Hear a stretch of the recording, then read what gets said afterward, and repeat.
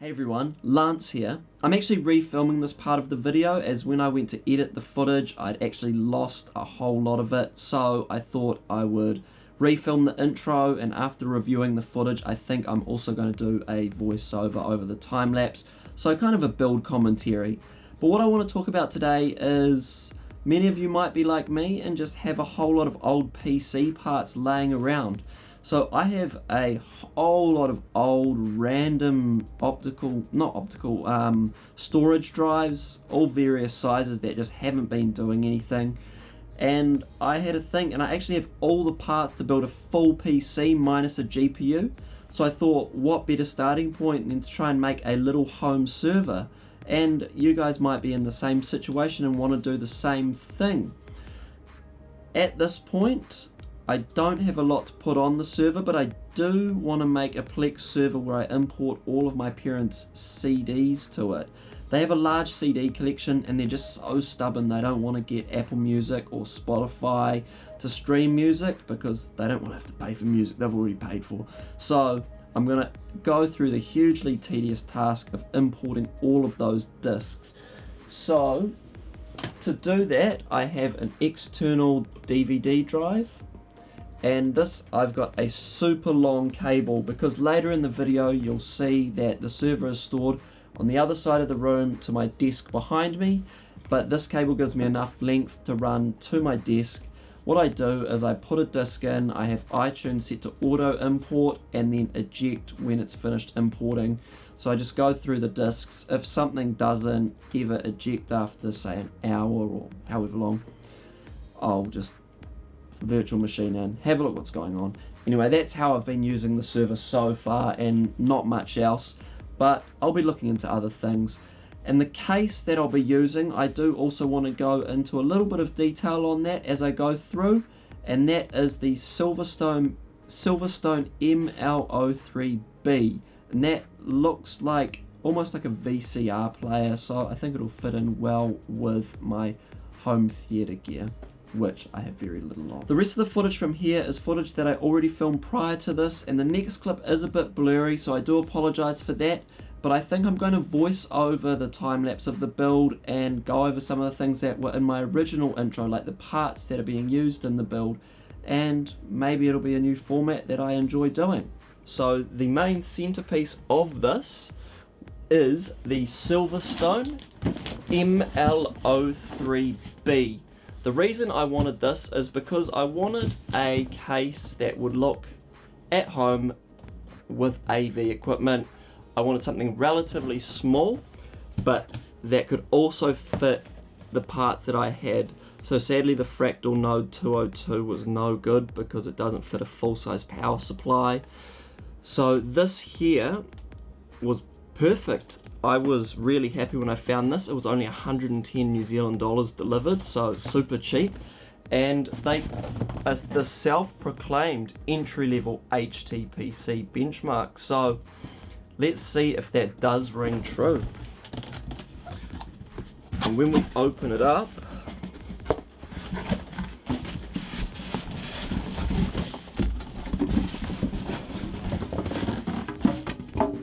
we have these polystyrene ends, a little bag, and the front of this, from the pictures, I thought was a brushed aluminium type look, which I think looks a little bit tacky, but actually it's really hard to get on camera, but it almost looks like a vinyl or vinyl record type finish with grooves.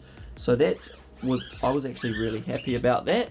On the front, 2 USB ports, headphone and microphone jack, power and reset button. The reset button has a nice click to it, but on this particular one the power doesn't. It almost feels like the hole it goes into isn't quite the right size. There's a click at the bottom, but I don't know how well you'll be able to hear that. Sounds like it's rubbing against that front panel. So on the back, plenty of room for that full-size power supply, a box of hardware, and some small expansion slots. So let's get this open. I'm going to try and chuck everything in there, and probably just do a time-lapse build on this one. The first thing you'll notice when I open the case is that the inside isn't painted. Obviously it's not going to be seen, but that's where some of the costs are saved. Inside here you can see there's actually this bar that reinforces the case, which is quite nice. That seems very, very solid. And then a little box of goodies.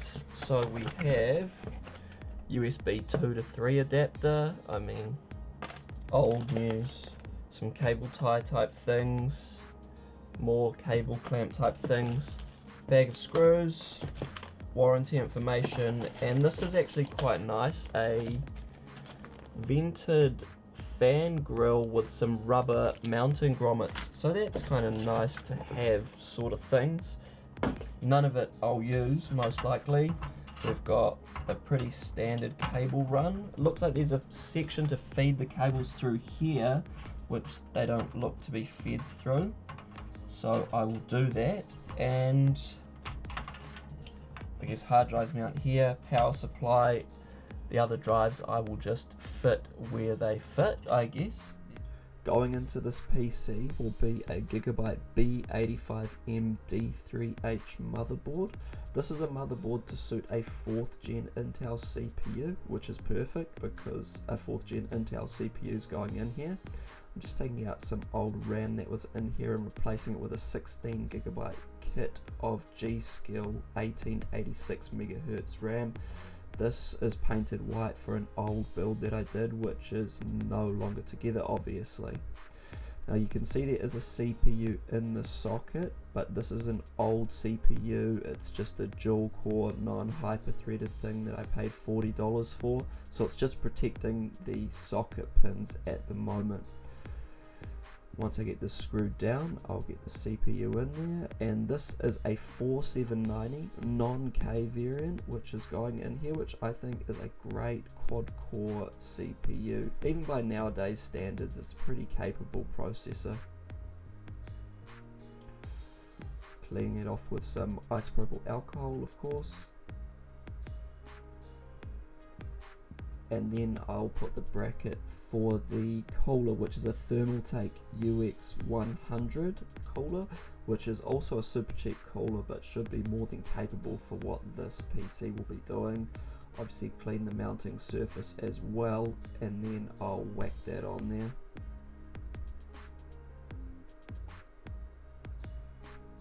And I guess it goes without saying that I'm not going to be connecting the RGB header because I don't really want lights going on this 24/7. Take note of my little P I did for my thermal paste there.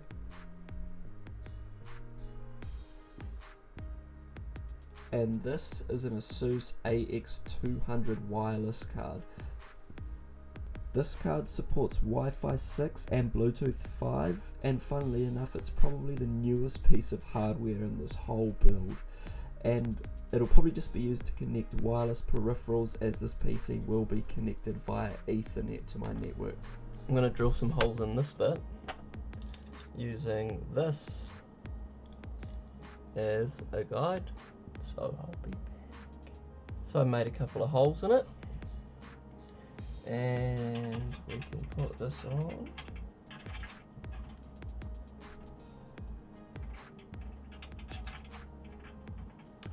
This one broke off, so I'll need to fix that later. Yep, I snapped the wire, but I do actually want to change those connectors to male ends to put some stubby little antennas on anyway. It's less than ideal having the power supply this way just for a cable management kind of thing, because I could have routed it up through there, but there's no ventilation up the top here. There is on the bottom, so I'm just going to have it up this way.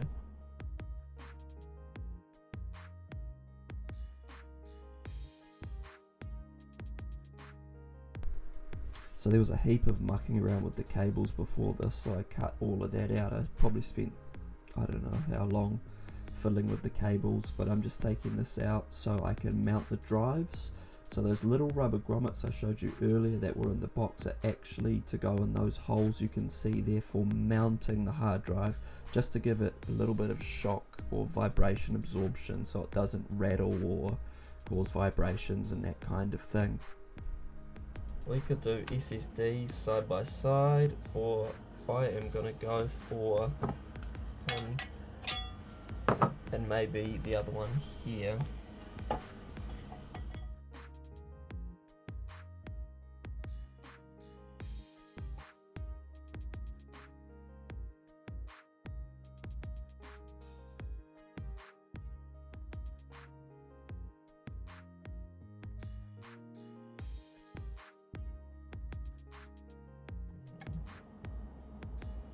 This might not get used because those pins are munted.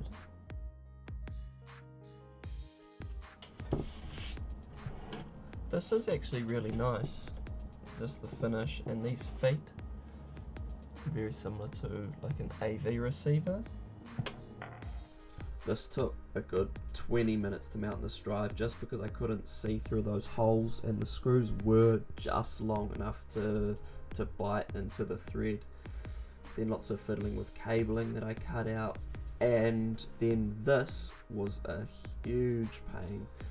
There were two very similarly sized screws that came with this case, and I just kept picking up the wrong one, so I spent a long time trying to get these in, not to mention there was barely any room to get the screwdriver in, so I've cut a huge amount of this out. Oh man, these PCIe cables were so painful. I was so tempted at one point to just cut them off, but then I thought if I was ever to reuse this power supply, it's kind of useless in anything that I want to put a graphics card in, so I just painstakingly coiled them up and stuck them under there, and it actually worked quite well in the end, so all's well that ends well, I guess.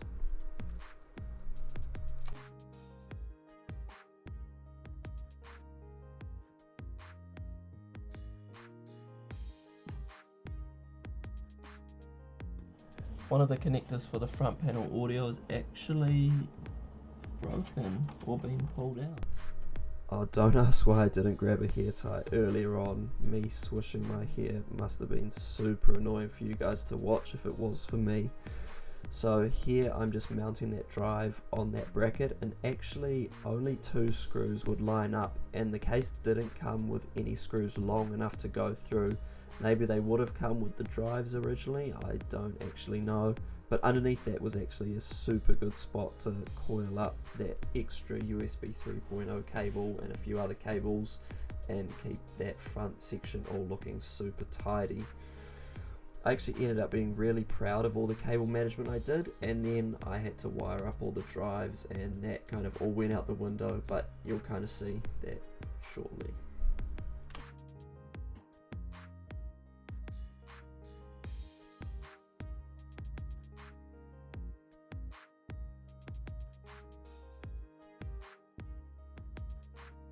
In this case, actually ended up being really nice to build, and getting the front panel connectors in was super easy, and there's actually a heap of excess room in here. So I might have joked with some friends that I wanted to water cool in this case, but I actually think it could be viable if I did like an external mounted radiator, maybe with some quick disconnects out the back or something, I don't know, but it's in my head for a potential future project, and I think it would be cool to have a water cooled server. It's completely unneeded, but I have the parts laying around, so why not? This bar actually did a lot of work. You can see me kind of flexing the case as I'm screwing it in, and this case is definitely flimsy without it, so I'm glad I did decide to leave it in. Mounting this drive here was a bit of fun. So it is a traditional hard drive, but 2.5 inch, I guess from an old laptop or something, but I ended up just wedging it between this plastic bracket and it sits in there nice and solidly, so that's really all I needed it to do. And then the SSD I was kind of getting short on space for, but I thought just cable tying it to the side would be fine. It actually has no moving parts, And I have actually opened the casing for this Lexar, and inside it only takes about half of that enclosure, so if I do get short on space I can cut it down in size a little bit.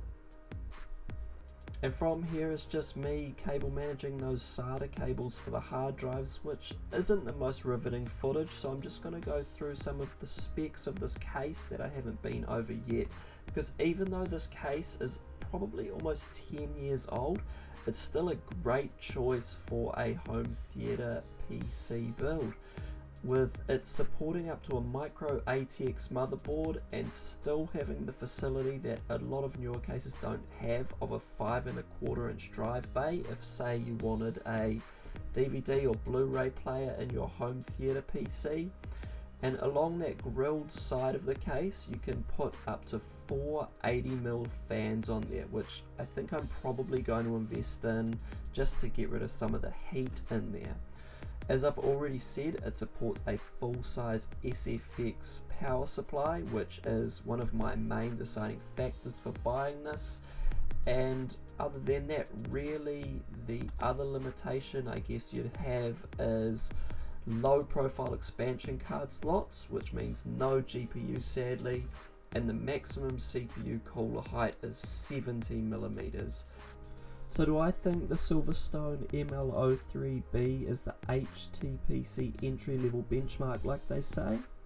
Yeah, I think I do. It has heaps of space for storage, it's super easy to build in, and it has a generous grill above the CPU cooler to get the hot air out as quick as possible. The build quality isn't as good as some pricier cases, but I really wouldn't expect it to be anyway, and I think Silverstone has made a timeless classic with this one. As you can see guys, it's together, power supply facing down so it can exhaust out that vent in the bottom. I had to modify the PCI slot bracket for that Wi-Fi and Bluetooth card because it was a full-size PCI slot. Obviously this is a shorter case. This clears perfectly, fills it out nicely. I've managed to cram 5 drives in there, 4 mechanical, 1 SSD, so I'm super happy with that. As you can tell, the case still has some room for water cooling. I mean, I could try. I think the outside of the case looks really nice. I mean, you get some rough edges along these kinds of things on a cheaper case like this, but it's all to be expected. I mean, unless you're spending a lot more money, you're not going to get as premium the features, so that's all forgivable in a case like this, especially because once it's closed up you're not going to see the inside. And from the front, super nice. That's not even in shot, is it? From the front it is super nice. So let me get this fired up, and I will probably only do a little bit of software stuff, but really it'll be running Plex, and I want to make it available on the network for my PC back here for storage and for my Mac, so I can offload old video files to store them for the future. And it's up and running guys. There's an operating system on it. It's just Windows 10 for now, but I am considering using FreeVPN or Open Media Vault. I just want to do a little bit more research into them before I decide potentially what I might use. I've got a Plex server set up on here. There's no content just yet, and just Windows file sharing for the file sharing side of stuff for now. And it will mostly just be me accessing the data on here and family members, so it doesn't need to accommodate a large amount of users, so I'm not too worried from that side of things. But I do feel like I'm not making use of the hardware or what I could potentially have on a home server, so a few friends of mine have suggested I try Pi-hole for network wide ad blocking. I did also want to play around with a locally hosted password manager. I was also suggested to check out a couple of subreddits and a GitHub page. The subreddits are r/self-hosted and r/home server, and the GitHub page is just sort of titled Awesome Self-Hosted, which has a massive list of different software you can run. So I'll definitely be taking a look at that, and we'll have a few little projects to do. But really, other than that, guys, there's not a lot else I wanted to talk about in this video. I guess this was kind of just a nothingness video.